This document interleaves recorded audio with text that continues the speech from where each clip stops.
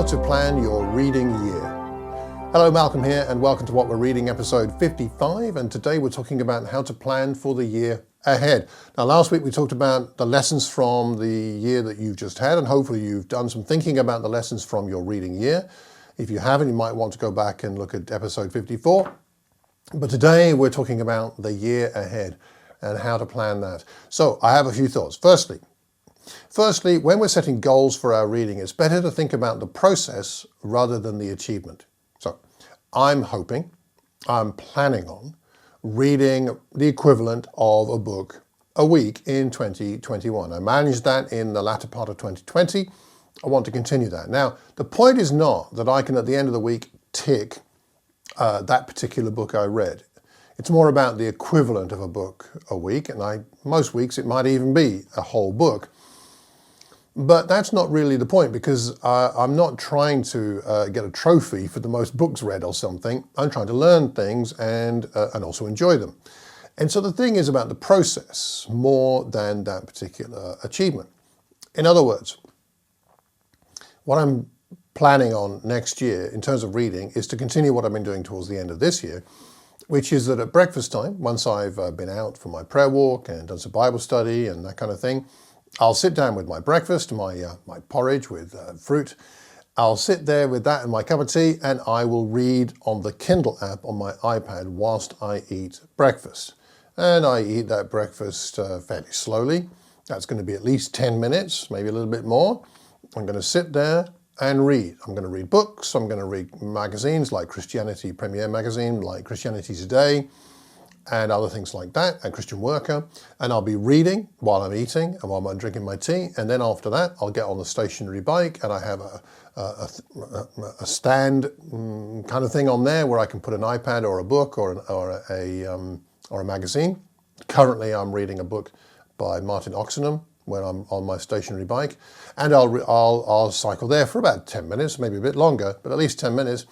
And so I think in that way, if I do that 7 days a week, I'm going to read the equivalent of a book a week. And that's the process. So that's a healthier thing generally than, did I read a book this week? Can I tick a certain title off my list? So think about process when you're thinking about your goals more than necessarily achievement. For me, the things I'm going to focus on this coming year is firstly to continue doing these every week. In doing these videos and podcasts about reading every week, it helps keep me accountable for doing some reading and asking myself what I'm learning from those books, but also what I'm learning about the process of reading and learning. Because for me, part of reading, of course, is pleasure. I have novels on my Kindle, which I really enjoy. I'm reading one at the moment about the British Navy and Army in the First World War, and I'm really enjoying that. So partly there is some pleasure there, of course, but there's also, I'm asking myself, what am I learning about learning, and what am I learning from the books that I'm reading that are useful to me in the areas of life that I find most fascinating? Spiritual disciplines, theology, Bible teaching and preaching, the science of it, as well as the material in it, and spiritual disciplines and worship and music and lots of things connected with that. So and the environment actually in particular right now, ecology and theology of ecology. So broadcasting, recording these, putting these out helps me to stay focused and makes me ask the question, what am I learning? And what is there the value of what I'm learning that I can pass on to other people? So I'm going to continue with these. I'm also going to do my best to use the Anki flashcard app more. I have that on my phone here, and I do use that for learning. So what I learn from a book, I can put into that. And then I use that to hopefully embed it in the old noggin here. I have used it, but I haven't used it terribly, what's the right word, in a very disciplined way, I would say, in 2020. So I need to figure out, maybe you got some tips for me here, I need to figure out how to find a process which will help me to use the Anki flashcard app more frequently. So I'd like your tips on that, but that's something I'm still working out. And something else I mentioned last week is one of my goals for the year ahead is to be less patient with bad books. Less patient with bad books, or books that just aren't the right books to read right now. I do feel a sense of obligation when I start a book to finish it. there's some good in that, but on the other hand, if it's not the right book, I should put it on one side and not feel guilty about it. Pray for me there. So those are some of my thoughts. I am going to be I'm planning on beginning a master's in theological education in April. I'm actually today beginning to fill out the forms after I record this, later on this afternoon. And so when I'm in doing that master's, I'm going to be doing a lot more academic reading. And I think the thing with that is I need to bear in mind, I need to be patient with myself. So one of my goals for the year, if you like, is to be patient with myself when I find the academic reading rather challenging, which I think I shall.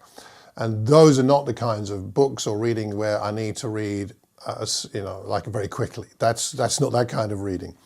I need to be more patient with myself and just be aware that I might have to read and reread a few times some of the papers and books I'll be reading with that, whilst I carry on more rapid reading in other areas. So being patient with myself. So let's finish off.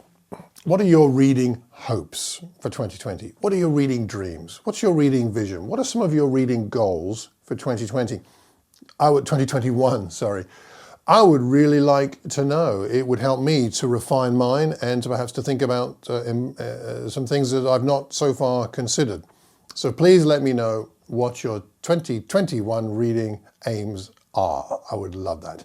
You can email me, malcolm@malcolmcox.org, or you could leave a message anywhere you see this recording. My website, you can leave a message there, malcolmcox.org. And I do hope that you found this useful. I hope you found my recordings this year helpful. I hope you'll join me in 2021. Pray for me that I get the right aims in mind for myself. And let's make sure that we carry on reading and learning as we go forward. Till the next time, take care and God